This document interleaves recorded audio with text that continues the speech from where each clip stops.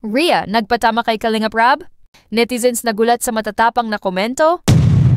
Mainit na usapan ngayon sa social media matapos pumutok ang isyu tungkol kay Rhea, kapatid ni Joy Diwata, dahil sa mga komento niyang halatang may pinatatamaan kahit hindi binanggit ang pangalan ni Kalingap Rab sa kanyang mga pahayag.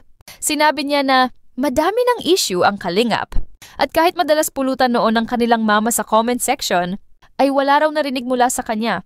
Sumunod pa ang totoo naman ng mga sinabi ko sa Comsec na parang nagpapakitang wala siyang kinatatakutan at ang pinaka-ikina-react ng publiko. Ang sinabi niyang FYI, nag-aaral po ako, marami akong nakakasama, hindi lang sa Kalingap umiikot ang mundo ko. Dahil dito, maraming netizens ang napaisip kung bakit parang minamaliit na nila ang tulong na minsang nagpaahon sa kanilang pamilya.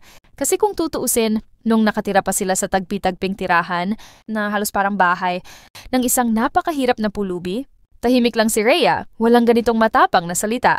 Pero ngayon na scholar si Joy, na pinagawan pa sila ng maayos na bahay, ay dinala sila ni Kalingap Rab sa mas maginhawang buhay. Dito pa niya nagawang maglabas ng mga patamang salita. Hindi man niya direktang sinabi, pero halatang halata ng taong bayan kung sino ang tinutukoy. Kaya hindi nakakapagtaka kung bakit sumabog ang komento ng mga netizens. Dahil, para sa marami, hindi ito simpleng opinyon. Para itong paglimot sa pinanggalingan at sa taong tumulong sa kanila nung literal na wala pa sila. Sa huli, mahalagang tandaan na ang pag-ahon sa buhay ay hindi lang bunga ng sariling sikap, kundi ng mga taong tumulong, umalalay at naniwala nung wala ka pa. Ang utang na loob ay hindi dapat binabayaran ng pera o papuri, kundi ng respeto, pagpapakumbaba at pagkilala sa pinanggalingan. Dahil ang taong marunong lumingon sa pinanggalingan, hindi mawawala ang direksyon sa kanyang pupuntahan.